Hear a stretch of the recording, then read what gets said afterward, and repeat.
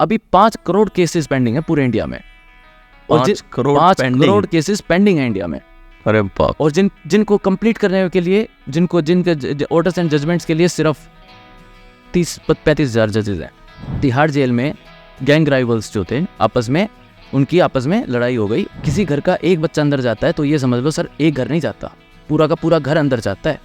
लोगों के घरों में चूल्हा तक नहीं चलता। मैंने ऐसे भी लोग देखे हैं। जिस दिन इस वकालत की दुनिया में मैंने कदम रखा था ना सर, उस दिन एक प्रण मैंने लिया था कि 3 लोगों के केसेस कभी नहीं लूँगा।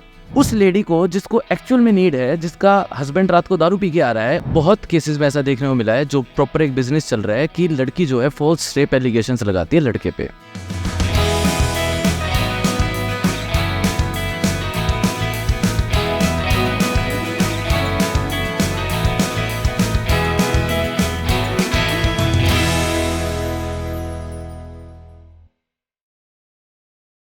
हेलो दोस्तों, मैं डॉक्टर योगेंद्र सिंह राठौड़ और आप लोगों के लिए लाया हूँ इनर वेलनेस ट्राइब का अगला एपिसोड। आज हमारे बीच बेहद अमेजिंग पर्सनालिटी मौजूद हैं।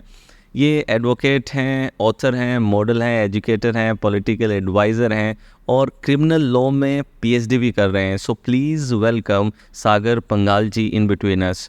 सागर ji, thank you so much for coming on a show. Thank you so very much sir for inviting me. So how it started, कैसे ये क्रिमिनल एडवोकेट की जर्नी आपकी शुरू हुई, कहाँ से प्रेरणा मिली आपको? सर, मेरे प्रेरणा स्रोत जो इसमें रहे वो मेरे दादाजी स्वर्गीय चौधरी उदय सिंह नंबरदार। मैं हरियाणा के रोहतक ज़िले से आता हूँ और मेरे दादाजी की बड़ी इच्छा थी कभी से कि घर में कोई तो वकील हो। तो बड़े भाई जो हैं वो अपना डिफरेंट उसमें निकल गए। तो he was always be like कि जब वो छोटे से बचपन से मेरे को देखते आ रहे थे कि यार तेरे में कुछ लग रहा है, तू कुछ करेगा, तू कुछ अपना वकालत साइड जाके कर। तो तभी से एक इच्छा मेरे भी मन में हुई। और जब मैं बिल्कुल छोटा सा था तभी से वो मेरे को कोर्ट कचहरियों के चक्कर लगाने के लिए मेरे को अपने साथ लेके जाते थे और बोलते थे। और जब उनकी उंगली में पकड़ता था तो उसमें ऐसा लगता था कि एक पूरा युग मेरे साथ चल रहा है। तो एक इतना मुझे प्रेरणा उनसे मिलती थी। बोलते थे, बचपन से ही मुझे सिखाने लगे थे कि ये जज होता है, ये रीडर साहब होते हैं, स्टेनो इनका ये काम होता है। मुझे जुडिशरी सिस्टम के बारे में बताने लगे थे, हाउ पार्लियामेंट वर्क्स, ये सब बताने लगे थे। तो एक इवेंचुअली एक मेरा जो है डेवलप हुआ उसमें। तभी मैंने सोचा मैं क्या I should pursue this career as my. Lovely. So इसमें भी क्राइम पे जो फोकस गया उसका कोई स्पेसिफिक कोई पर्सनल रीजन था? पर्सनल रीजन तो सर ऐसा नहीं रहा, लेकिन हाँ ये कह सकते हो मेरा पर्सनल इंटरेस्ट रहा इसमें। यस। सिविल में और प्रॉपर्टी रिलेटेड जो केसेस हैं उसमें देखिए, हालांकि ऐसी बात नहीं है, I do deal in cases like this, but कई बार क्या होता है ना, हमारे यंग जनरेशन के लिए हमारी पढ़ाई, मैंने सिम्बायसिस पुणे से पढ़ाई की, हमारी पढ़ाई में कई बार जैसे इनको बोलते हैं दीवानी केसेस, दीवानी एंड फौजदारी। फौजदारी इज़ फॉर क्रिमिनल एंड दीवानी इज़ फॉर सिविल केसेस। कई बार खेवट, खसरा, पटवारी और इन सब से रिलेटेड बहुत सारी चीज़ें ऐसी होती हैं जो हम यंग जनरेशन को नहीं पता होती। एंड क्रिमिनल में मेरा हमेशा से एक इंटरेस्ट रहा। और क्रिमिनल भी डिफरेंट टाइप्स के, जिसमें साइबर क्राइम हुआ, आपके एनडीपीएस रिलेटेड केसेस हुए, चाहे आपके एक्साइज रिलेटेड, चाहे आपका अल्कोहल या शराब तस्करी या जिस तरह से रिलेटेड ऐसे सारे केसेस। तो इनमें इवेंचुअली मेरा पर्सनल मेरा जो इंटरेस्ट है वो डेवलप होता गया। ओके। सो जैसे ये क्राइम में आप इवॉल्व करते गए, अभी कल मेरे एक गेस्ट थे तो जब मैं उनसे बात कर रहा था तो उनका एक बार जीवन में मन हुआ था क्रिमिनल लॉयर बनने का, लेकिन उनकी मदर ने ऐसा कहा कि तू कुछ भी बन जा लेकिन ये नहीं बनने दूंगी, क्योंकि उन्होंने पिक्चरें देखी थी कि पिक्चरों में जो क्रिमिनल लॉयर होते हैं उनकी बड़ी डेंजरस लाइफ होती है, उन पे अटैक हो जाता है, ये हो जाता है। सो कभी आपकी मदर ने कोई ऑब्जेक्शन उठाया इस पे कि ये रिस्की फील्ड हो सकता है? सही बताऊं तो सर अभी भी डरती है मम्मी, तो अभी भी कहती है ना इस टाइप का केस। मैं क्या मम्मी इस टाइप का कुछ केस आया, इस टाइप घर पे बात होती है तो बोला ना बेटा कोई ज़रूरत नहीं है। क्या मैं क्या मम्मी ऐसे कैसी बात कर रहे हो, ये कुछ नहीं होता मतलब। लेकिन सर देखिए, बहुत सारा प्रेशर भी रहता है, बहुत सारा एक्सटर्नल प्रेशर भी रहता है, डिफरेंट तरीक़ों से। बहुत ऐसी हार्डकोर लाइफ है कि you never know with in flick of seconds क्या हो जाए आपके साथ, क्योंकि you deal with actual criminals, right. अब आप देखिए, 2 बंदे हैं ए और जेड। ए ने जेड के ऊपर कुछ क्राइम किया। जेड जो है वो थोड़ा क्रिमिनल एक्टिविटी ज़्यादा करता है, वो करता है। अगर मैं ए को उससे बचा रहा हूँ तो ऑब्वियसली मैं जेड का दुश्मन बन रहा हूँ, लेमन लैंग्वेज में कहूँ तो। और अगर मैं फिर ए के सामने बैकआउट कर जाऊँ तो ए से भी मैं दुश्मनी तो मोल ले ही रहा हूँ ना, क्योंकि मैं जेड से डर गया भाई, इसलिए वो। तो सर हमें कई सारी चीज़ें मेंटेन करके बैलेंस करके चलनी पड़ती है। बट यस, डर तो देखो लगता ही है। अब इतने तो हम तो कोई ऐसे गैंगस्टर टाइप के तो हैं नहीं, है ना, हमारा भी घर परिवार और वो सब है, तो थोड़ा बहुत तो लगता ही है। बट फिर डर गए तो फिर क्या। लेकिन हाँ, जब आपको इस पेशे से एक मोहब्बत हो तो फिर आपको एक कर गुजरने की जो क्षमता रहती है, फिर ये सब चीज़ें फीकी पड़ती हैं उसके सामने। लवली। सो ये रिस्क फैक्टर तो मतलब रियल है? बिल्कुल है जी, बिल्कुल है। रहता है। कभी कोई थ्रेट मिला हो या कोई ऐसा कुछ एक्सटर्नल प्रेशर हुआ है? नहीं, थैंकफुली अभी तक तो नहीं हुआ है। लेकिन हाँ सर, कभी कभी ऐसे केसेस हो जाते हैं कि सपोज देखो क्या होता है कि कभी कोई दूसरा सामने वाला लॉयर हमें कोई पर्टिकुलर केस में बैठने के लिए बोलता है कि यू विल, इसका मतलब कि you will not appear in this case.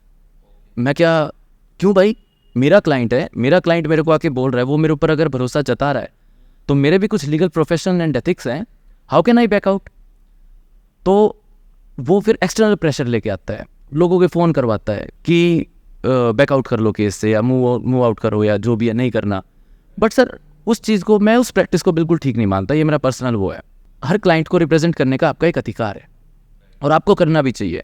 जब आपके सामने कोई भरोसा लेके आपके पास आ रहा है तो आपको किसी और के बोलने पे अपने क्लाइंट के भरोसे को नहीं तोड़ना चाहिए, क्योंकि उसकी होप्स आपके सामने वाले बंदे की बातों से बहुत ऊंची है। करेक्ट। तो इस सब चीज़ों से लोगों को भी थोड़ा समझना चाहिए और ऐसा नहीं होना चाहिए इस फ्रेटर्निटी में बेसिकली। लवली।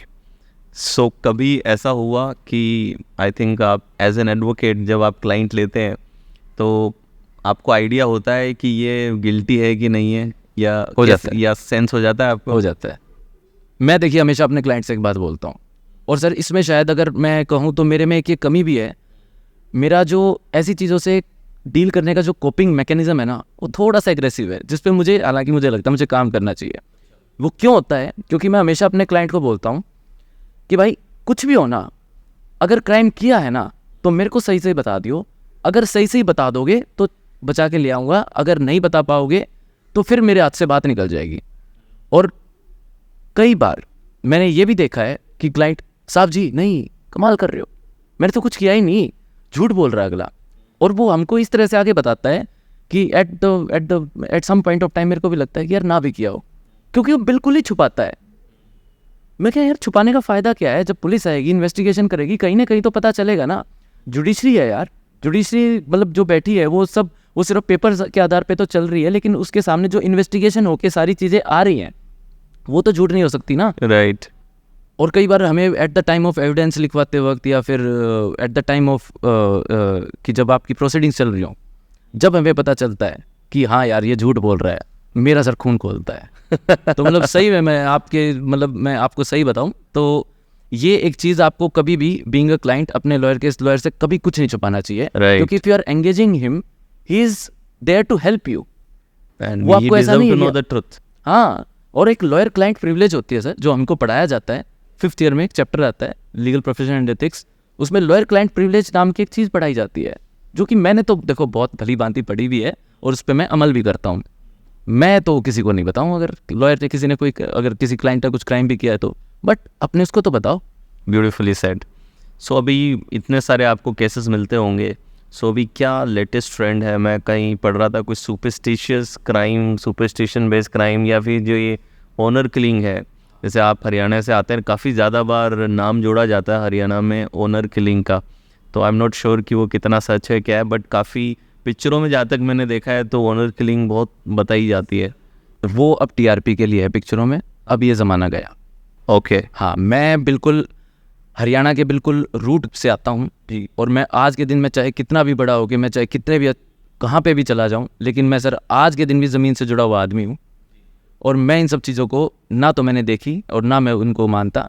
और आज के दिन हर जगह लोगों में एक एजुकेशन और अवेयरनेस जो आई है, उसके हिसाब से इस चीज़ को बहुत नॉर्मलाइज किया गया तो है। यानी कि इसके ऐसा कोई कुछ नहीं केसेस है। ज़्यादा आ नहीं रहे हैं अभी? नहीं, honor आजकल killing कोई के? केसेस नहीं आ रहे यानी सर। टीवी का मामला ज़्यादा है। टीवी का मामला ज़्यादा रखा, उनको टीआरपी चाहिए आज के लोग। और मुझे बहुत फ़क्र फील होता है ये बताते हुए कि हमारे हरियाणा के लोग इतने एजुकेटेड और इतने अवेयर हो चुके हैं आज के दिन। मेरे को एक केस याद आ रहा है इसमें, जो ये बुरारी केस हुआ था एक, जिसमें 12-13 लोगों ने एक साथ सुसाइड की थी। आई थिंक वो इसी कैटेगरी में आएगा, कैसे वो आएगा? इसी कैटेगरी में आता है सर। Right. वो तो उन्होंने सारे के सारे लोगों ने ही वो हो गए थे, सुसाइड किया था ना, अटेम्प्ट। अभी रिसेंटली मैं अगर आपको बात बताऊँ, ऐसे भी केस आते हैं। So there was a husband जिसका एक एक्स्ट्रा मैरिटल अफेयर चल रहा था, ठीक है। और जो लेडी थी, हाँ, वो लेडी ने कहा कि जिसके साथ चल रहा था, उसने बोला कि यार you should marry me now and अपनी वाइफ को छोड़ दे। वो बोला यार कैसे छोड़ दूँ, वाइफ भी और एक बच्चा भी, मैं बच्चे से बहुत प्यार करता हूँ, वाइफ को छोड़ देता, मैं बच्चे को नहीं छोड़ सकता। बच्चे को तू रख लेगी? बोला नहीं, ऐसे कैसे रख लूँगी। और मोस्टली केसेस में यही होता है मैट्रिमोनियल डिस्प्यूट्स और इन सब में कि बच्चे की कस्टडी जो है मदर के पास जाती है।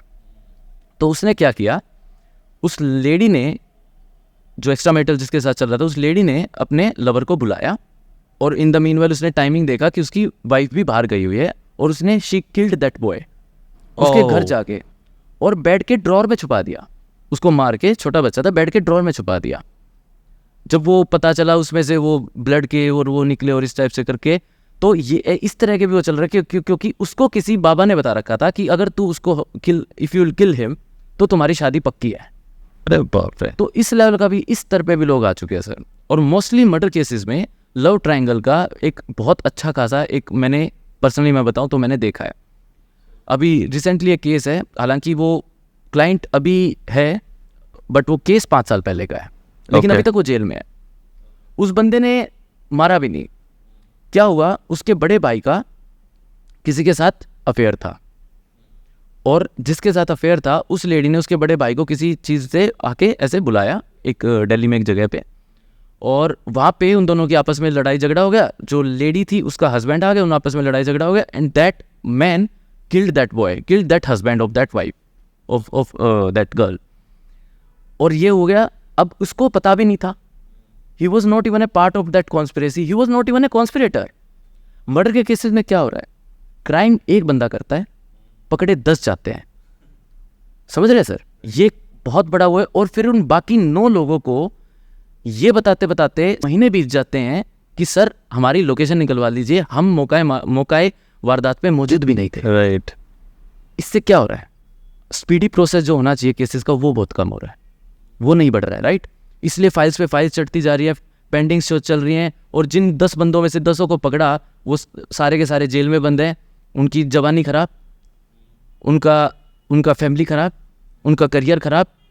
राइट सर, तो एक बहुत सारी चीज़ें जुड़ी होती हैं। एक सिर्फ किसी घर का एक बच्चा अंदर जाता है तो ये समझ लो सर एक घर नहीं जाता, पूरा का पूरा घर अंदर जाता है।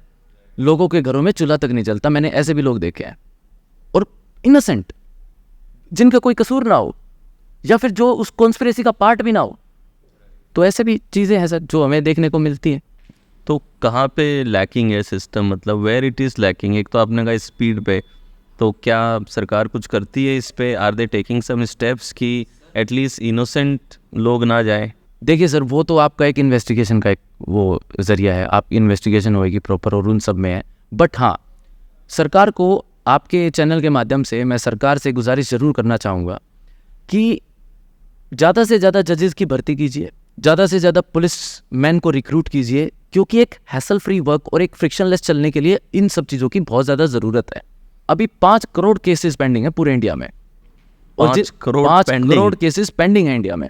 अरे बाप। और जिनको कंप्लीट करने के लिए, जिनके ऑर्डर्स एंड जजमेंट्स के लिए सिर्फ 30-35 हज़ार जजेस हैं। 30-35 हज़ार जजेस हैं, दिल्ली पुलिस 5 में करोड़ केसेस हैं। दिल्ली पुलिस में पुलिस के ऊपर इतना ज़्यादा प्रेशर है कि वहाँ पे जो सब इंस्पेक्टर्स हैं, उनको छुट्टी लेनी पड़ती है थाने में बैठ के काम करने के लिए, फिर भी वो घर नहीं जा पाते, जस्ट बिकॉज उनका काम इतना ज़्यादा पेंडिंग है और काम आने लग जाता है। तो छुट्टी लेके भी घर नहीं जाते अपने बीवी बच्चों के पास, वहीं पे थाने में रह के अपनी पेंडिंग फाइल्स कंप्लीट करते हैं। तो सर ये आप इस चीज़ को समझिए ना। और एक we are humans, we are not machines. हम कहाँ से इतना काम कर पाएंगे, हमारी एफिशिएंसी लैक करेगी। So true. राइट, फिर एफिशिएंसी, अब मेंटल वही हेल्थ चीज़ें हैं। अब भी खराब हो गई। प्रोसेस इतना ज़्यादा कॉम्प्लिकेटेड है कि क्राइम किया किसी दूसरे स्टेट में, उसको वहाँ पे जाने के लिए बाद में एड्रेस वेरीफाई तक करना पड़ता है।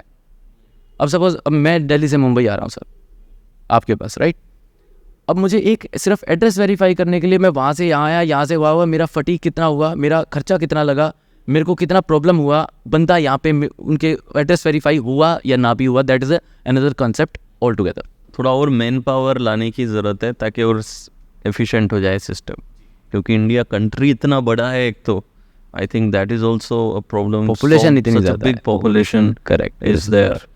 और कौन से आजकल जैसे जैसे टेक्नोलॉजी आ रही है तो रिसेंटली बहुत ऐसे क्राइम्स आते हैं जो टेक्नोलॉजी रिलेटेड है, कि व्हाट्सएप पे कॉल करते हैं, फिर आप थोड़ी देर बात करते हैं, फिर कुछ बैंक से पैसा निकाल ले जाते हैं।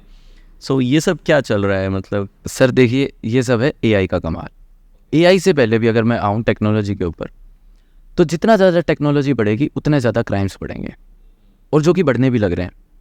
चाहे आप एनी डेस्क के थ्रू मैं आपके पूरे लैपटॉप का कोड के थ्रू मैं पूरे लैपटॉप का एक्सेस लेके आपके बैंक अकाउंट के अंदर घुस के आपको पूरा फंड्स निकाल सकता हूँ, फंड्स ट्रांसफर किए बिल्कुल जा कर सकते सकता हूँ। एड्राइट क्विक सपोर्ट, कई सारे ऐसे इस टाइप से आ रखे हैं। एआई के through video cloning, voice cloning.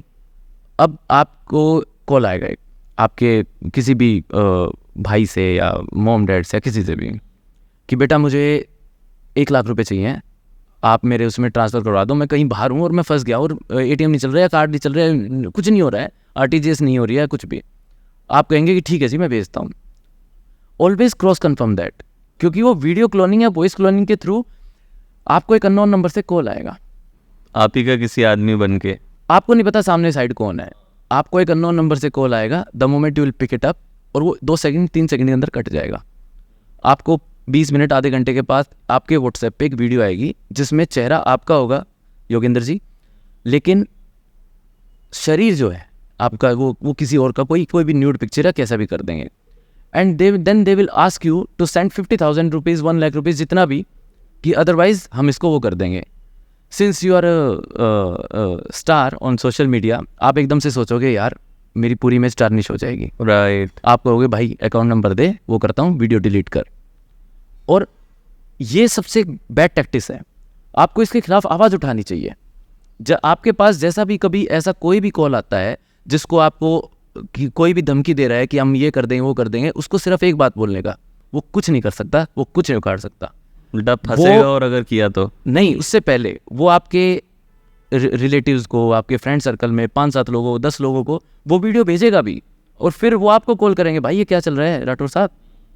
आप फिर डर जाओगे, यार ये तो मेरा ऑनलाइन प्लेटफॉर्म पब्लिक मीडिया पे जाके बहुत नेक्स्ट लेवल वो कर देगा। ऑलवेज फाइल अ कंप्लेंट, क्योंकि आपने 1 लाख रुपए दे दिए, वो आपसे 2 दिन या 5 दिन बाद 1 लाख फिर मांगेगा।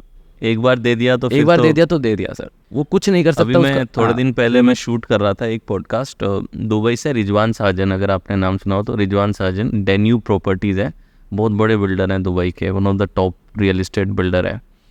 तो वो एक केस ऐसा बता रहे थे कि जिसमें किसी ने उनके किसी रिलेटिव को कॉल किया, रिजवान साजन बन के कॉल किया, और कॉल करके उससे 1 लाख दिराम ले लिए, ट्रांसफ़र करवा लिए, ट्रांसफ़र बिना कंफर्म किए ट्रांसफ़र करा लिए। और फिर बाद में कॉल करके और उनसे 2-3 दिन बाद पूछा करा तो फिर पता चला कि भाई मैंने तो कोई कॉल ही नहीं किया, मैंने तो कोई ट्रांसफ़र मांगा ही नहीं है। फिर बाद में चेक किया अकाउंट नंबर वगैरह तो कोई और ही था, रैंडम इंसान था। आर्टिफिशियल इंटेलिजेंस इतनी खतरनाक चीज़ है सर, अगर ये नुकसान उतारने पे पहुंच जाए ना, बहुत नेक्स्ट लेवल नुकसान कर सकती है, इतना डैमेज कर सकती है to the human society and all, जो आप सोच भी नहीं सकते। वो आपके बोलने से तो रिलेटेड है ही है, वो आपके ब्रेन से भी कनेक्टेड है। अगर आप सोच रहे हो ना सर कुछ कि ठीक है, मतलब कोई भी किसी चीज़ से रिलेटेड, आपको अपने ऐप्स के थ्रू, आपको अपना फेसबुक इंस्टाग्राम के थ्रू ये पता चल जाएगा कि मैं ये सोच रहा था। आप कोई भी बुक सोच लो, वो कहीं ना कहीं अमेज़ोन से वो रिलेटेड आ जाएगी। मैं और मेरे डैड एक दिन बात कर रहे थे कि भाई कौन सी गाड़ी बढ़िया, कौन सी लेनी चाहिए, MG हेक्टर या टाटा हैरियर, इस टाइप से बात कर रहे थे। आधे घंटे के बाद सर मैंने अपना फेसबुक चलाया, ऐड दिखने लग गया। हाँ, ऐड आने लग गया उसका। तो मतलब किस तरह से कैच करता है आपकी चीज़ों को। Even they have access to our microphone, they have access to microphone, gallery, everything. बिल्कुल बिल्कुल सर, आपके क्लॉक अलार्म जो होता है उस तक एक्सेस है आपका। मैं अभी 2-3 महीने पहले बात है, जब समर वेकेशंस थे, तो मैं थोड़ा सा सोचा कि मैं सुबह I wake up early in the morning, थोड़ा मोटिवेशन आया, थोड़ा रनिंग वनिंग और ये सब स्टार्ट करूँगा सुबह भी। तो मैं एक दिन उठा, क्योंकि मैंने अलार्म 5 बजे का लगाया, अगले दिन फिर उठा 5 बजे का अलार्म, तीसरे दिन मेरे हौसले थोड़े से परस्त हो गए और मैं वही 9-10 बजे उठा। उठते मैंने फ़ोन चलाया, यूट्यूब वगैरह चलाया कि उठूँगा आराम से। सबसे पहले टॉप पे आया सुबह 5 बजे उठने के फ़ायदे।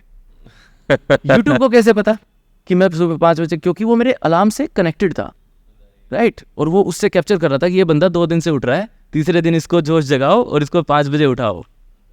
तो ये AI इतनी खतरनाक चीज़ है। So true.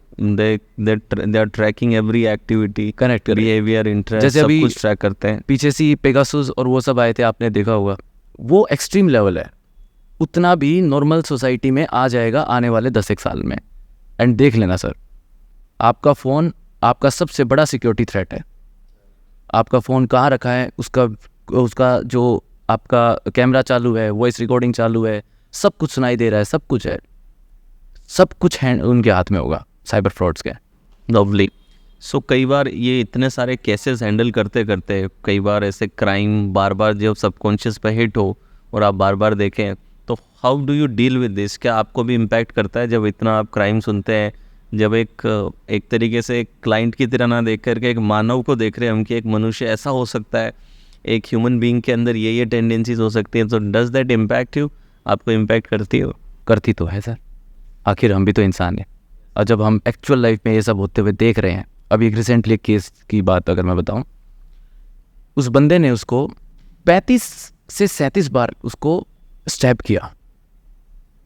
35 टाइम्स अगर आप किसी को स्टैब कर रहे हो, तो आप इतने खूंखार हो गए कि आपको किसी का डर नहीं है, क्या लॉ, क्या कानून, क्या पुलिस, क्या जुडिशरी, और आप उसको लगातार स्टैब करते जा रहे हो, बशर्ते आप ये भी नहीं देख रहे हो कि उसके शरीर का कौन सा पार्ट है। आप उसको चेस्ट में मार रहे हो, आप उसको गले में मार रहे हो, आप उसको फेस पे मार रहे हो। अभी आपने एक न्यूज़ पढ़ी होगी, तिहाड़ जेल में गैंग राइवल्स जो थे उनकी आपस में लड़ाई हो गई, और there was this one person जिसको टारगेट किया गया। वो खुद भी एक गैंगस्टर ही था। तो उन्होंने क्या किया, जेल में जो कैंटीन से चम्मच ले गया है, उस चम्मच को पत्थर पे रगड़ा। वो इतनी देर तक रगड़ा कि वो जो चम्मच थी वो काफ़ी शार्प हो गई, and then they use that spoon as an object to kill that person. तो आप ये समझिए कि वेपन किसी भी चीज़ को बनाया जा सकता है।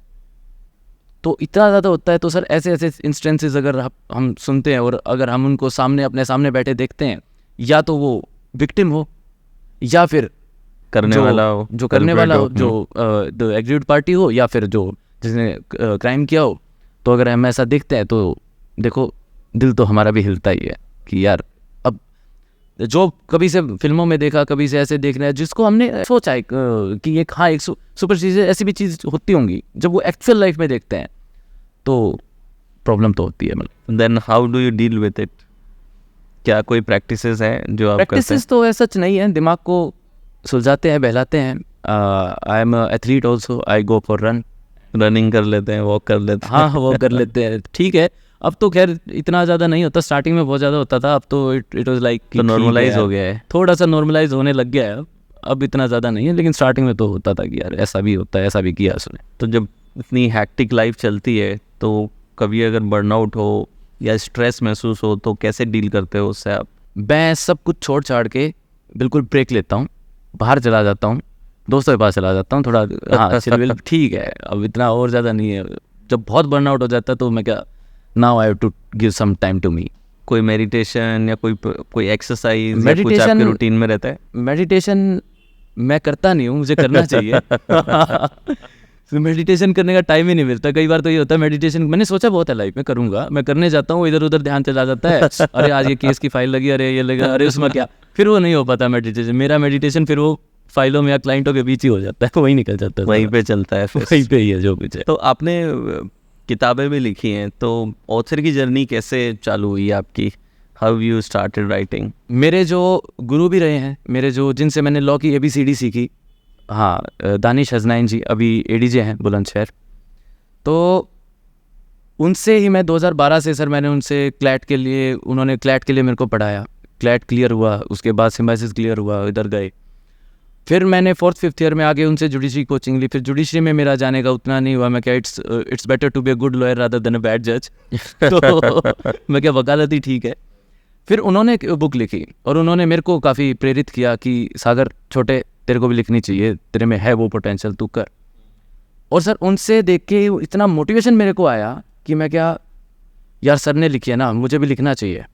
हाँ, और सर के फिर जो इनपुट्स मिले और सर ने जो बताया कि कैसे कैसे क्या करना है, वो उसने मेरे को बहुत ज़्यादा, उस चीज़ ने मेरे को बहुत ज़्यादा हेल्प की और इस तरह से मैं मोटिवेट होके मैंने लिखा। अभी एक 3rd बुक भी आ रही है मेरी मोस्ट, हाँ शायद एक महीने के अंदर अंदर आ जाएगी। ये सब कॉमन लॉ एंट्रेंस टेस्ट जो जितना भी है क्लैट, उससे रिलेटेड आप लिखते हैं? उससे रिलेटेड, या फिर आपके इंडिया में कोई भी लॉ एग्ज़ाम हो, कोई भी लॉ एग्ज़ाम, चाहे वो क्लैट, सिम्बायोसिस, NLU दिल्ली, महर्षि MDU university Delhi university, Kurukshetra, कोई भी यूनिवर्सिटी हो, चाहे चौधरी चरण सिंह यूनिवर्सिटी मेरठ, आपका हर एग्ज़ाम उस बुक को पढ़ के निकल सकता है। मैंने उसको स्ट्रक्चर्ड इस तरीके से किया है, डिज़ाइन इस तरीके से किया है कि कोई भी आने वाली यंगर लॉयर जनरेशन लॉ से वंचित ना रह जाए किसी भी चीज़ के डिफेक्ट से। क्योंकि जब मैंने जब 2014 में सर एडमिशन लिया 2014 में, तब कहाँ यूट्यूब होते थे, इतना ज़्यादा चलन में नहीं था। वो 1 GB आता था 400 रुपये का एक डोंगल में। इंटरनेट ही बहुत एक्सपेंसिव था। यूट्यूब पे सर्च भी करने लगते थे क्लैट, तो लिखा आता था oops, what you are trying to search is not available on this platform. तो हम जिस चीज़ से वंचित रहे, मैं नहीं चाहता मेरे आने वाली जनरेशन उन सब से रहे। इसलिए सर मैंने रिसेंटली एक चैनल भी स्टार्ट किया है, वकालत इनसाइट्स, जिसमें वकालत की बारीकियों के बारे में मैं बताता हूँ। ओके। कि सिर्फ यंगर लॉयर जनरेशन ही नहीं, जो कॉमन मैन है, जो अलग अलग फील्ड से हैं या जो भी हैं, हर बंदे को लॉ के बारे में पता होना चाहिए। Yes, it's important. कई बार जस्ट जानकारी ना होने की वजह से कई बार लोग आपके साथ में गलत व्यवहार कर जाते हैं। मुझे अभी भी याद है कि एक टाइम की बात है कि मैं अहमदाबाद में ही था, रात को कहीं यूँ ही निकले थे चाय वाय पीने के लिए, तो गाड़ी एक जगह पे रखी, चाय पी, 1-1:30 बजी होगी कोई, तो उतने में एक कोई पुलिस वाले आए और आकर कहते हैं गाड़ी यहाँ पे क्यों है, चाबी दो मुझे। मेरे से चाबी ले ली और फिर बाद में पैसे मांगने लगे। बोले गाड़ी उठाएंगे आपकी, ये करेंगे, जबकि वहाँ कोई नो पार्किंग का बोर्ड नहीं है और भी गाड़ियाँ लगी पड़ी थी। एंड दे समहाउ धमकाने लगे, गाड़ी ले ली, गलत तरीके से बात करने लगे, जिसमें से एक तो ड्राई स्टेट है लेकिन वो खुद पिया हुआ था, जबकि ठीक है, लेकिन फिर भी वो इस तरीके से करके फिर अल्टीमेटली जैसे तैसे करके कुछ रुपए उन्होंने लिए और रुपए ले करके उस चीज़ को किया। लेकिन अब उस समय अगर कुछ जानकारी होती, मुझे कई बार सिंपल ट्रैफिक में पकड़ लेते हैं कई बार कि आपको कई रूल होते हैं कि भाई आप 24 आवर्स में बता सकते हो कोई पेपर, ये जानकारी ना होने के कारण बहुत सारे लोगों का नुकसान होता है। तो आई थिंक एक आम इंसान को पता होना चाहिए। बिल्कुल पता होना चाहिए। इसमें ये भी है सर, मेरा जो मेन मोटिव है इसके पीछे, लॉ में एक बात लिखी हुई है कि हर भारतीय नागरिक को कानून के बारे में पता होना चाहिए। सही बात। अगर आप किसी भी चीज़ में पकड़े गए तो सर आप कोर्ट में ये नहीं बोल सकते कि सॉरी माय लॉर्ड्स, मुझे नहीं पता था कि ये भी कुछ क्राइम होता है। क्योंकि इग्नोरेंशिया जुरिस नॉन एक्सक्यूजेड, ignorance of law excuses no one. Okay. आप कहीं पे किसी भी चीज़, किसी भी पॉइंट ऑफ टाइम में पकड़े जाए, बेशक आप एक कॉमन मैन है या आप किसी भी डिफरेंट फील्ड से हो, आप लॉयर नहीं हो, फिर भी आप ये नहीं बोल सकते कि सर मुझे इस कानून के बारे में पता नहीं था। हेलमेट लगाना चाहिए, मुझे पता नहीं था। हाँ, पता नहीं था। अब ठीक है, वो भी क्राइम तो है ही, नहीं निकल सकते आप। करेक्ट। अभी कल ही न्यूज़ थी, वो एक बंदे को रेप के केस में 7 साल की सज़ा करी उसने, और उसका अच्छा व्यवहार था तो उसे छोड़ दिया, और उसने फिर अभी एक बच्ची का रेप कर दिया, माइनर गर्ल, 4 साल की बच्ची का किया था पहले, और अभी एक माइनर का 7 साल की बच्ची का कर दिया है। तो यही तो साइकोपैथ की एक सबसे बेस्ट डेफिनेशन है। ऐसे ही तो होते हैं सर। तो इस पे आप लोग क्या अपने केसेस में कैसे इन चीज़ों पे डील किया जाता है? जैसे कई मूवीज़ में बताते हैं कि अपने क्लाइंट को प्रूव करने के लिए कि ये स्किज़ोफ्रेनिक है या इसको ये मेंटल डिसऑर्डर है, तो बचाने के लिए कई लोग ये जो पैतरे खेलते हैं, तो वो चीज़ क्या होती है? देखो, उसमें फिर मेंटल डिस्ट्रेस और ये सारे इस तरह के वर्ड यूज़ किए जाते हैं। बट जुडिशरी जो है ना सर, जुडिशरी बहुत स्मार्ट है और जुडिशरी अपने हिसाब से करती है। चाहे इन ऐसे केसेस में all the respect towards judiciary, बहुत अच्छे से और बहुत सोच समझ के वो करती है, और पूरा मेडिकल रिपोर्ट से लेके सारी चीज़ें मंगवाई जाती हैं कि वाकई में ही suffering from some mental disorder और नॉट। तो उस चीज़ में मैं पूरी इज्जत करता हूँ कि वो हर चीज़ को बहुत देख समझ के परख के फिर उसके ऊपर कोई भी जजमेंट लेके आते हैं। राइट। कभी आपको ऐसा कभी आपके खुद के बाइसेस कभी आते हैं क्लाइंट के साथ में, क्लाइंट सेलेक्ट करते समय कभी ऐसा होता है कि अगर कुछ आइडियोलॉजी मैच ना हो, तो क्या आपने ऐसे क्लाइंट्स रिजेक्ट किए, भले ही मोटा पैसा दे रहा था आपको, लेकिन आइडियोलॉजी मैच नहीं कर रही थी कहीं, या आपका, क्योंकि प्रोफेशनलिज्म की आपने शुरुआत में बात करी कि आपको प्रोफेशनल होना होता है, लेकिन कुछ केसेस ऐसे सेंसिटिव होते हैं, जैसे सपोज़ कोई रैपिस्ट है और आपको पता चल गया कि ये करके आया है, so would you defend such person? जिस दिन इस वकालत की दुनिया में मैंने कदम रखा था ना सर, उस दिन एक प्रण मैंने लिया था कि 3 लोगों के केसेस कभी नहीं लूँगा। एक रेपिस्ट, चाहे वो मेरे को कितने भी करोड़ों दे दे, मैं नहीं लूँगा जी। दूसरा डाउरी डेथ, जिसने डाउरी डेथ की हो, जिसने दहेज के नाम पे जला दिया हो, मार दिया हो, करंट लगा दिया हो, ये सब कर दिया हो। तीसरा एसिड अटैकर। एसिड अटैकर को सर मैं कभी सेव नहीं करूंगा, चाहे वो मेरे को आके कितना भी कुछ भी करे, कैसे भी कन्विंस करे। एसिड अटैकर का मतलब ये है कि आप एक इतने खूबसूरत इंसान को आप जला रहे हो, आप उसके चेहरे पे डाल रहे हो, आप उसके कहीं पे जो भी है, उसकी वो बंदा जो है वो तो जीते जी मर जाता है, उसको अपनी पूरी लाइफ उस चीज़ के साथ चलानी पड़ती है। तो ये मेरे उसूल है सर, ये मेरा ज़मीर है, इसके खिलाफ तो ना तो मैं जा सकता, ना मेरे को कोई भी चीज़ कंपेल कर सकती कि मैं इसके खिलाफ जाऊं। क्या बात है जी। I think that should be there in many people, right? तभी वो एक एथिक मोरल का, आई थिंक ये अपने आप में एक बहुत बड़ा प्रोटेक्टिव मैकेनिज्म हो सकता है, कि एक और फियर का कारण बन सकता है उन लोगों में कि nobody is going to come and defend me. Correct, right जी। सो यहाँ पे आपने अभी डाउरी की बात की, तो आप जैसे जो डोमेस्टिक वायलेंस होती हैं या जो फैमिली क्राइम होता है, कई बार हम एक मैरिटल रेप की बात सुनते हैं, कई बार अफेयर्स की बात सुनते हैं, तो इस पे थोड़ा सा और कुछ नॉलेज आप दे सकें तो क्या राइट्स होते हैं, क्या राइट्स नहीं होते हैं, कैसे आवाज़ उठाई जा सकती है, स्पेशली जो फैमिली क्राइम चलता है? ये सर तो ये जो आपने अभी 3-4 चीज़ें बोली, ये आज के दिन एक पूरा एक कंप्लीट पैकेज बन के आता है। ओके। अगर कोई हस्बैंड वाइफ सेपरेट हो रहे हैं तो मोस्टली केसेस में मैंने देखा है कि वाइफ डोमेस्टिक वायलेंस भी लगाएगी, डाउरी का केस भी लगाएगी, और सिर्फ हस्बैंड पे नहीं, पूरी की पूरी फैमिली पे। अच्छा। बूढ़े बूढ़े लोग सर मैंने अंदर जाते देखे हैं, बूढ़े बूढ़े लोग मैंने पूरा दिन कोर्ट में थाने कचहरियों के चक्कर काटते देखे, जस्ट फॉर नो रीज़न। मैं अगर आपको एक केस था, उस टाइम मैं प्रैक्टिस में नहीं था, उस टाइम मैं इंटर्न था जब का वो केस है, और याद इसलिए है क्योंकि वो जो दोस्त है वो दोस्त ही है। एक लड़की की शादी हुई उसके बड़े भाई से, मेरे दोस्त के बड़े भाई से। अब हम सेम ऑफिस में थे एज एन इंटर्न, ये बात है वे बैक। तो उसने बताया, बोला यार भाभी आई और शादी हुई थी बड़े भाई की, और आते ही उन्होंने विदिन 4 months उन्होंने 3 फॉरेन ट्रिप्स किए। बोली मुझे तो दुबई जाना है, मुझे सिंगापुर जाना है, स्विट्ज़रलैंड जाना है, ठीक है कोई नहीं। बोला आते यार डाउरी का उन्होंने चार्जेस लगा दिए, और उसने मेरे दोस्त तक क्या लगा दिया। बोला भाई मैं तो पूना पढ़ता था, मैंने तो आज तक मेरी तो भाभी से बात ही 1-2 बार हुई होगी, वो भी भाई से कॉल किया था, भाई ने हेलो हाय भाभी हुई होगी। बोला मैं कहाँ से डाउरी मांग लूँगा यार। वो मतलब इंडिया ही नहीं रही, इंडिया आते ही उसने उसके ऊपर चार्जेस लगा दिए, और डाउरी के चार्जेस सिर्फ उस पे नहीं, उसके मम्मी पापा और बहन तक, और बहन के हस्बैंड, मतलब उस लड़के के जीजू तक में वो चार्जेस लग गए। वो बोला भाई मैं तो शादी में भी ऐसे आया था, बस मेरा तो कुछ पता ही नहीं था, मैं कहाँ से डाउरी मांगूंगा। लेकिन इस चीज़ में सर एक चीज़ आज के दिन बड़ी अच्छी है, जजेस काफ़ी लीनियंट होने लग रहे हैं इस चीज़ पे। आज के दिन रगड़ा सिर्फ हस्बैंड को लगता है। अच्छा। जो और फैमिलीज होती है और जो और फैमिली मेम्बर्स होते हैं वो बच जाते हैं। इसमें all heads of towards judiciary कि वो इतने समझती है कि हाँ, और अगर उनको एविडेंट लगता है तो वो लपेटते हैं सबको, अदरवाइज तो they are very lenient now days.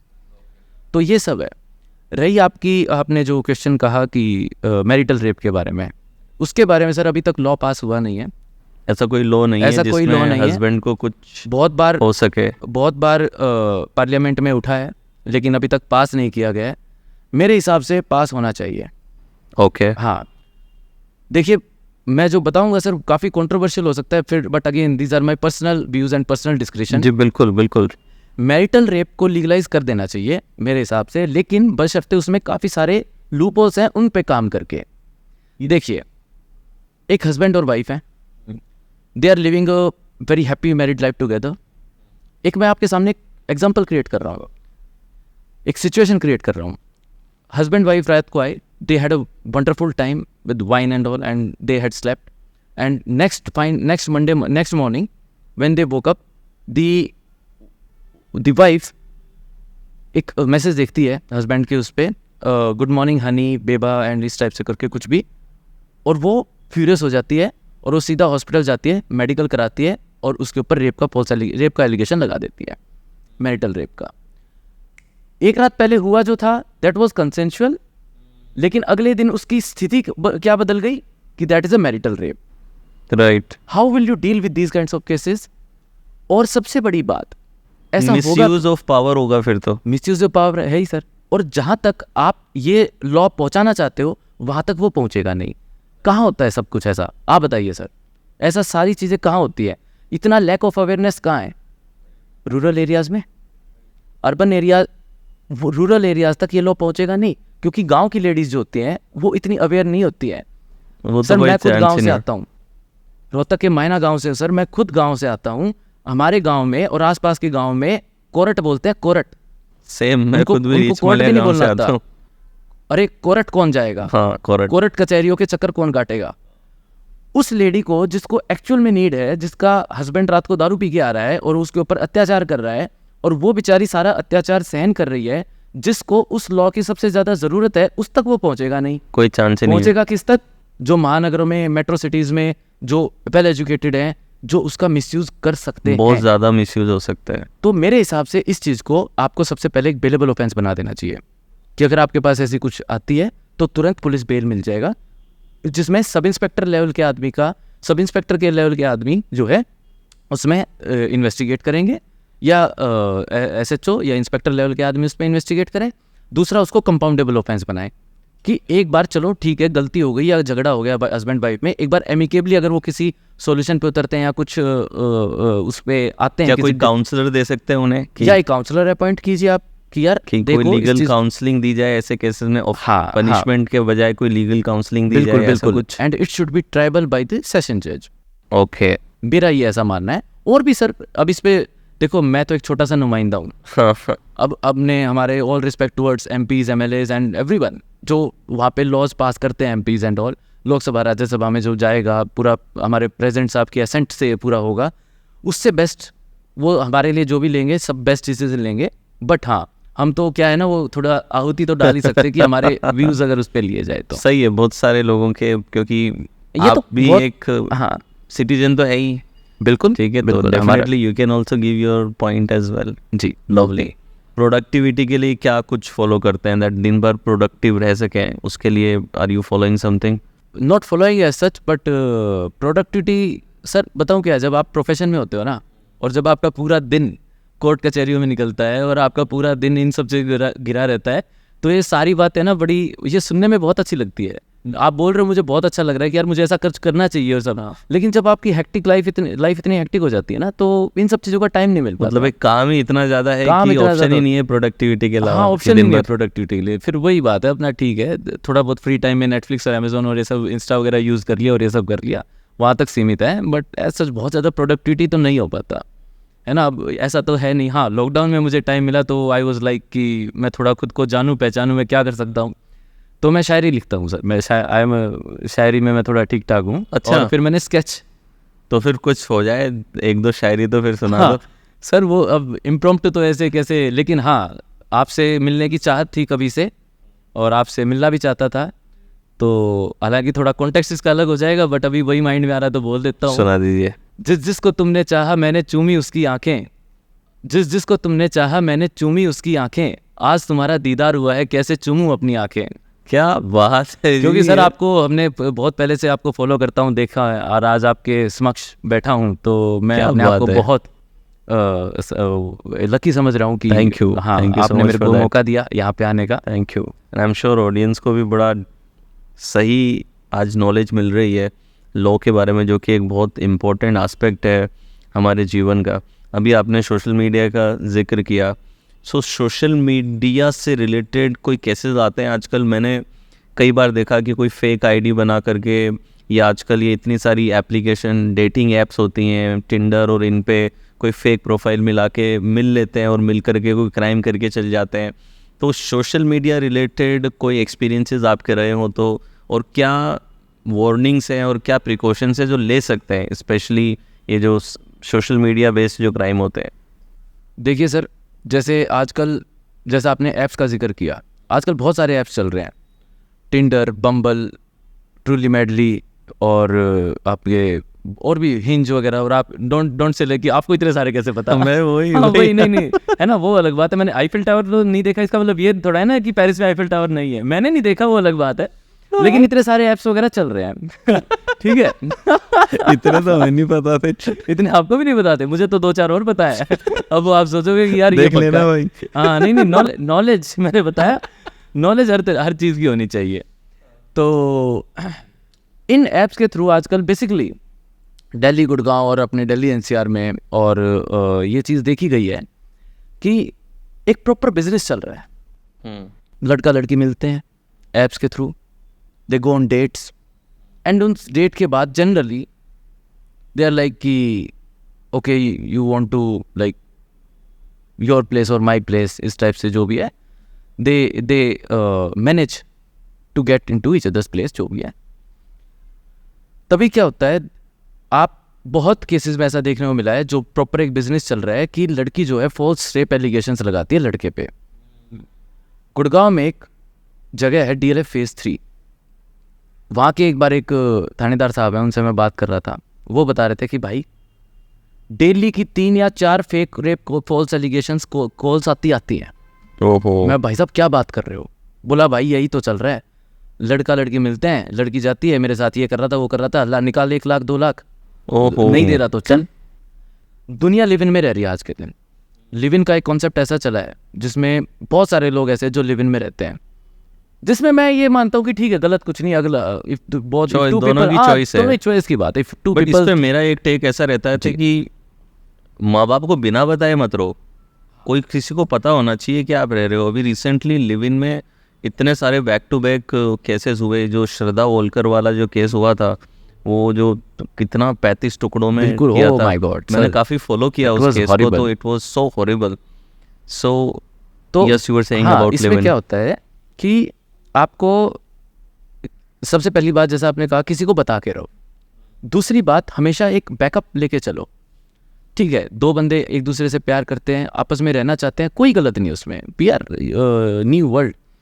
But वही बात है कि मॉडर्नाइजेशन कई बार खतरनाक भी होती है। राइट। अब क्या मालूम, वही मैरिटल रेप जैसा जो केस था, both of are living a happy life together in a live in, and एक दिन लड़ाई होती है और उसने फॉल्स एलिगेशंस लगा दिए, सपोज लड़की ने, या लड़के भी कई बार कुछ बहुत सारे लेवल के क्राइम कर बैठते हैं, जैसा आपने जिक्र किया अभी। तो ऐसे केसेस में आपके पास एक बैकअप ज़रूर होना चाहिए। अपना व्हाट्सएप बैकअप रखो या किसी भी चीज़ का रखो कल तक, ताकि कल को आप जुडिशरी के बेंच के सामने जाके बता सको कि sir it was all consensual, या फिर sir if she was living with me, we are dating each other. ऐसा नहीं था कि मैं किसी को बाहर से पकड़ के लेके आया था, सर 5-7 महीने से रह रहे थे एक साथ में।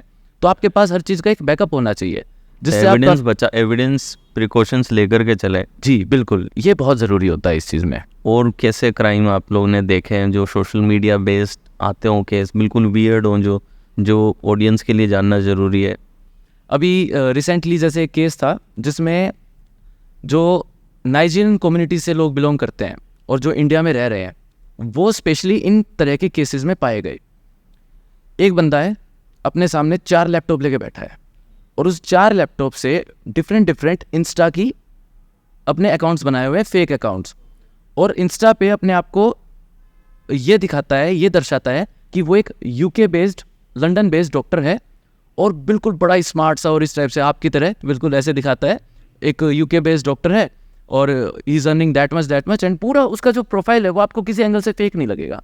ओके। और वो ऐसा करके मल्टीपल लड़कियों से बात कर रहा है और 20-25 दिन 30 दिन जितना भी उनका एक टाइम पीरियड होता है, वो लड़की को अपने जाल में फंसाता है, प्यार के जाल में फंसाता है। फिर उससे वो क्या करता है, उसको एक दिन बोलता है कि बेबी मैंने तुम्हारे लिए ना कुछ गिफ्ट्स मंगवाए हैं, गिफ्ट्स भिजवाए हैं मैंने लंदन से, और आप उसको कलेक्ट कर लेना। जैसे ही वो पार्सल आता है तो एक कोरियर कंपनी से कॉल आएगा लड़की को कि हाँ जी आपका लंदन से एक पार्सल आया। बोली वो खुश, इसमें 20,000 पाउंड्स है और 1 kg गोल्ड है। अब लड़की तो एकदम से फ्लैट, अरे she was like baby oh my God you are that much ठीक है, ऐसा होता है। अब वो क्या कहेंगी वो, लेकिन वो कोरियर सर्विसेज वाले जो हैं इसमें वो फिर कस्टम्स बन के बात करेंगे कि ये हमने कोरियर सर्विसेज है और हमने आपको ये रोक लिया है आपको, फिर वो आपको है ना टू इवेड टैक्स, वो ये कहेंगे कि आपको 50,000 रुपीज़ आपको पे करने पड़ेंगे। इस तरह से बात करके वो पूरा उसको बहलाते फुसलाते हैं। आप 50,000 रुपीज़ पे कर दो और हम आपको कोरियर आपके घर तक पहुंचा देंगे, ये हमारा कुछ टैक्स का और ये सब का फंडा है, और ये सब करके उसको वो करते हैं कन्विंस। वो हो भी जाती है, वो 50,000 भेज भी देती है। वो कहते हैं मैम ट्रांजैक्शन फेल्ड, अब आप एक बार है ना दोबारा से वो कर दीजिए। अरे यार मैं ऐसे कैसे कर दूँ दोबारा, फिर वो यूके बेस्ड डॉक्टर कॉल करता है उसको, यार बेबी मेरा वो डॉक्टर का लाइसेंस इससे अटैच होता है, हमारा वो 6 महीने का स्टॉप लग जाएगा इस पर, ये हो जाएगा। कोई पायलट है तो बोलता है मेरा पायलट का लाइसेंस अटैच है इसके साथ, ये हो जाएगा क्योंकि इंटरनेशनल बाउंड्रीज के क्रॉस करके गया है गिफ्ट, इस टाइप से करके वो 50,000 फिर से भेज देती है। 1 लाख गई, उनके अकाउंट का एक्सेस आ गया, कई बार तो उससे भी कट डाउन कर लेते हैं वो। या फिर आपको ऐसे ऐसे करके जब तक वो उसको नहीं लगता है कि शी इज़ बीइंग एल्योर्ड, तब तक वो बेचारी पैसे देती रहती है। तो इस तरह का भी क्राइम आज के दिन बहुत ज़्यादा बढ़ रहा है, और स्पेशली नाइजीरियन कम्युनिटी के जो लोग हैं वो इसमें ज़्यादा पाए गए हैं। ओके जो साइबर फ्रॉड्स है ना, इनके भी एक स्टैंडर्ड सेटमार्क और एक बेंच है। ओके ये काम जो मेवात साइड होता है, या फिर आपने जो नेटफ्लिक्स पे सीरीज देखी जामतारा। है जामतारा साइड, वो ये नहीं करते, वो अलग तरह का करते हैं। वो आपके साथ ऑनलाइन फ्रॉड्स करेंगे, वो आपके साथ एटीएम फ्रॉड्स करेंगे, क्रेडिट कार्ड फ्रॉड्स करेंगे। नाइजीरियन कम्युनिटी के जो लोग हैं, जो ज़्यादातर इन सब मामलों में पाए जाते हैं, वो ऐसे नहीं करेंगे, वो दूसरे लेवल के करेंगे। अब वहाँ पे चलता है पहचान कौन, मेवात का आपको एक कॉल आएगा, उसको बोला ही जाता है पहचान कौन फ्रॉड। अच्छा हाँ, आपको फ़ोन आएगा, अरे राठौर साहब क्या हाल है, नहीं बोला भाई बढ़िया, और सुना क्या कर रहा है भाई, कौन, अरे भूल गया यार अपन मिले थे यार उधर उधर। अब आपको लगे यार अहमदाबाद में, हाँ मिले भी होंगे कभी, हाँ भाई बता, यार भाई बहुत मुसीबत में हूँ भाई, 50,000 रुपये दे दे यार, 5 दिन में लौटा दूंगा, मेरी सैलरी नहीं है, पेमेंट रुकी है, कुछ भी कहेगा आपको। भाई यार याद नहीं आ रहा कौन, अबे साले चल बहुत हो गया, अभी तेरा नाटक है ना, पहचान में भी नहीं आ रहा क्या तेरे को, वो अपन मिले थे वहाँ पे, क्या यार राठौर साहब क्या कर रहे हो, ऐसे बोलेगा आपको। अब आपको कभी कभी लगेगा यार सही है, जेन्युइन बंदा भी हो सकता है। अब आपको नाम ले दिया उसने कुछ भी, सपोज XYZ, आकाश, प्रदीप, कुछ भी नाम ले दिया, आपको लगेगा हाँ यार एक होता तो था, अब वही तो नहीं है, उसकी आवाज़ बदल गई हो। एंड कई बार लोग ऐसे करके दे भी देते हैं, कोई शर्म के मारे फिर हाँ में शर्म के मारे, हाँ, कि हाँ चल यही होगा। 50,000 अगर बड़ी अमाउंट है, वो 5-7-10,000 मांग लेंगे, इतना भी तो मांग सकते हैं ना, वो डिपेंड करता है, वो बंदा टू बंदा, वो बहुत तेज़ है सर इन सब चीज़ों में। तो वैसा जो क्राइम है वो मेवात साइड के लोग करते हैं, वो कभी भी जामतारा या वो अदर साइड के लोग नहीं करेंगे। और आजकल इतने ज़्यादा तेज़ हो गए हैं ये, पहले कैश और इन सब में डील करते थे, आज के दिन तो फ्रॉड किया क्रिप्टो करेंसी में, सीधा पैसा ऊपर। और इसमें फंसता कौन है, इसमें फंसता है सर हमारा यंग जनरेशन। यंग जनरेशन क्यों फंसता है, क्योंकि वो बेरोज़गार है। अब बेरोज़गारी देखो, भूखा मरता आदमी क्राइम करता है, कहते हैं ना, वो कहावत है ना, आदमी भूखा मरता जेबी काटेगा, तो आदमी भूखा मरता कुछ ना कुछ तो क्राइम करेगा ही। आपने जैसे वर्क फ्रॉम होम सुना होगा, वर्क फ्रॉम होम आज के दिन एक इतने तगड़े लेवल का एक जॉब स्कैम चल रहा है, जिसमें बच्चों के साथ, बच्चे तो बच्चे फंसते ही फंसते हैं, सबसे उनसे भी ज़्यादा हाउसवाइफ्स फंस रही हैं उनमें, जो होम मेकर्स होती हैं वो बहुत ज़्यादा फंस रही हैं उसमें। अब वो आपको क्या कहेंगे, घर बैठे 30,000 रुपये कमाएं। अब आप देखोगे यार ये क्या है, आपको एक टास्क देंगे कि यार ये मेरा है ना इंस्टाग्राम पेज है, आपको इसमें दिन में 100 लाइक्स और 20 कमेंट करने हैं, और आपको हम दिन का 1,000 रुपया भेज देंगे।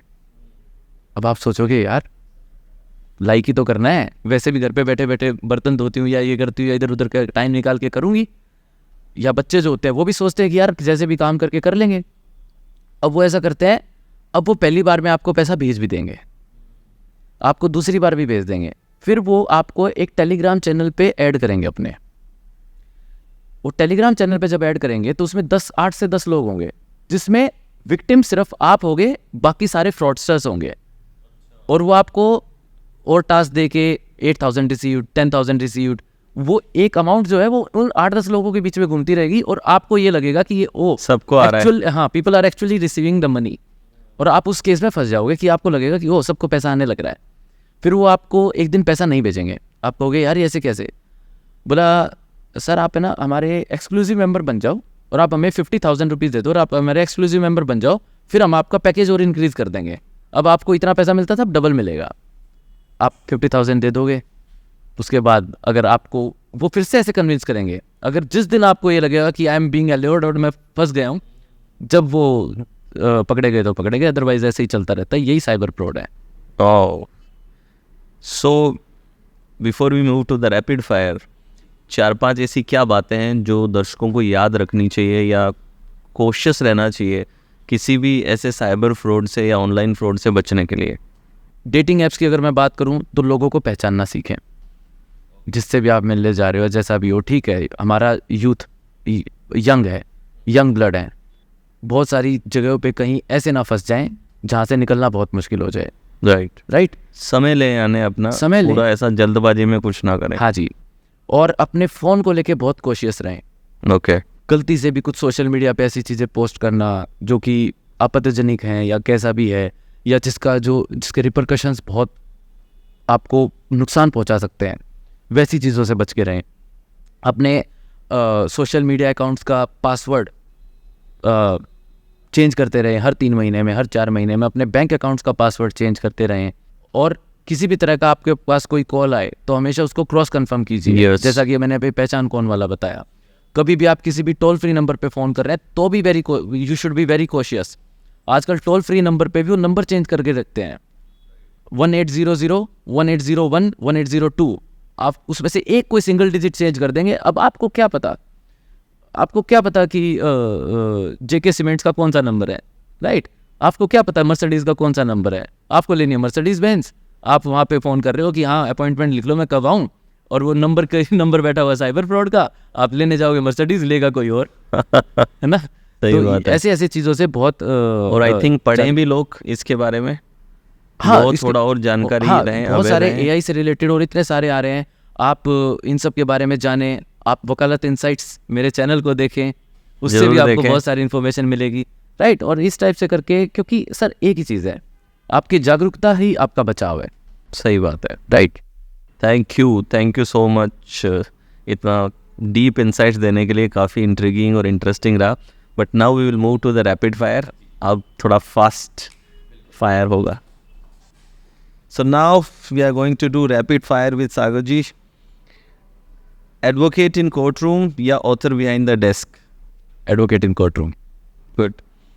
साइबर क्राइम केसेस सॉल्व करना या मैट्रिमोनियल डिस्प्यूट्स? दोनों। जस्टिस डिलीवर करना या लीगल विक्ट्री हासिल करना? Legal victory. I told you ना, it's Yes. Better to be a good lawyer rather than a bad जज। एम्पैथी इन कोर्ट रूम या strictly professional? Strictly professional. Case defend करना art है या science? It's an art. Court room dramas या detective thrillers, क्या देखना पसंद करते हैं? डिटेक्टिव थ्रिलर्स, क्योंकि कोर्ट रूम ड्रामा में जैसा तारीख पे तारीख वो ऐसा कुछ नहीं होता। कोई नहीं तो होता। उसका देखने का कुछ फायदा नहीं है। सबसे पसंदीदा law movie? I prefer Suits, लेकिन अगर आप बॉलीवुड की बात करेंगे तो Jolly LLB is good. It's Suits भी बड़ा शानदार है। सूट्स वाकई में। केस के लिए इंस्पिरेशन मिली कभी अनएक्सपेक्टेड जगह से? देखिए, आदमी हर केस से सीखता है। मेरे दादाजी एक बात कहते थे कि बेटा, आज हरियाणवी में बोलूँगा because I belong from Haryana only. He used to say कि बेटा, आदमी मर न मर जाए पर सीखता रह जाए। तो सर मैं तो हर केस से सीखता हूँ, चाहे छोटा हो बड़ा हो। लवली। कौन सी मूवी के लॉयर का लीड रोल आप करना चाहोगे? अपनी मूवी बनाना चाहता हूँ जिसमें Sagar Pangal would be the lead role. अगर एक दिन के लिए जज बनते तो कौन सा लॉ बदलना चाहेंगे? डोमेस्टिक वायलेंस में जो पूरी फैमिली की बात लग जाती है, अच्छा। उसको चेंज करना चाहूँगा कि सिर्फ हस्बैंड की बात लगाओ। नहीं, कई बार वाइफ की भी लगानी पड़ सकती है, क्योंकि हस्बैंड भी डोमेस्टिक वायलेंस का शिकार होते हैं कभी कभी। वो तो वैसे ऑल द टाइम वही होता है। बट जॉनी डेप के केस में, जॉनी डेप वाले केस में यही तो केस चल रहा था। हाँ, यही चल रहा था उसमें। ठीक है। इतिहास से एक केस जो आपके हिस्से में आना चाहिए था? KM Nanavati versus union of India 1957। क्या बात है। ट्रेडिशनल बुक्स या e books? Traditional books. Symbiosis की मेमोरीज, पढ़ाई की रातें या कॉलेज फेस्ट? कॉलेज फेस्ट पूरा सिम्बाइसिस की पूरा यादें याद है सर उसकी, तो उसका तो क्या होता है। लंबी कोर्ट के एक दिन के बाद रिलैक्स करने का बेस्ट तरीका? रिजॉर्ट बुक करो और पूरा दिन चिल करो, रेस्ट करो, सबसे बेस्ट है। दिन में लीगल ईगल या रात को पार्टी एनिमल? दिन में legal. Judicial service examination crack करने का मंत्र। पेशेंस रखो और अपने आप पे बिलीव इन योरसेल्फ। थोड़ा टाइम लगेगा लेकिन उसके घर में देर है, अंधेर नहीं है। होगा ज़रूर, लेकिन आपकी परसिस्टेंस और कंसिस्टेंसी मांगता है जुडिशरी। लवली। डिनर के लिए आप एक हिस्टोरिकल फिगर को इनवाइट करेंगे तो कौन होगा? सूरजमल जाट। क्यों? सर अपने आप में राजा हुए हैं और हमारे तो उसको पूरा उन्होंने लिफ्ट अप किया है और हमारे तो हो रहे हैं प्रेरणा स्रोत। आपकी लाइफ में से कौन सी आइडेंटिटी सुपर हीरो है? एडवोकेट, ऑथर, एजुकेटर या पॉलिटिकल एडवाइज़र? सारी। Who inspires you? My dad. Life का एक मंत्र जो आप हमेशा ध्यान में रखते हैं? कर्म करते जाओ, सफलता ज़रूर मिलेगी। क्या बात हिम्मत है। मर्दा मर्दे खुदा। क्या बात है। और एक कोई शायरी हो जाए फिर एंड में जाने से पहले। जब एक शायरी मैंने जब लिखी थी, जब मैंने गाड़ी ली थी अपनी खुद की, अपने उससे, तो जब मैंने लिखी थी, खुदा पे छोड़ा दुआओं से घर नहीं बांधा, खुदा पे छोड़ा दुआओं से घर नहीं बांधा, सफ़र पे निकले तो रखते सफ़र नहीं बांधा, कमाया जैसे उसी शान से उड़ाया, क्योंकि हमने नोट पर कभी रबर लगा के नहीं रखा। वाह क्या बात देखो है। शायरी का मतलब यही नहीं होता कि वो डीप हो, वो दिल टूटे या इस टाइप से हो। शायरी फनी भी होनी चाहिए, है ना। अब सिद्धू साहब है, नवजोत सिंह सिद्धू साहब है, हर तरह की शायरी करते हैं। तो ये एक शायरी का एक जो बना रखा है ना कि सिर्फ डीप और वैसी होनी चाहिए, ऐसा नहीं है सर। हर तरह की शायरी होती है। लवली। क्योंकि शायरी आपकी एक कला है। Beautiful. Thank you so much Sagar for coming. अब बहुत ही डीप बातें रही लॉ को लेके, केसेस को लेकर के। आई थिंक जनता में बड़ी अवेयरनेस आएगी कि इन स्कैम से कैसे बच कर करें। Thank you for coming. Thank you so much.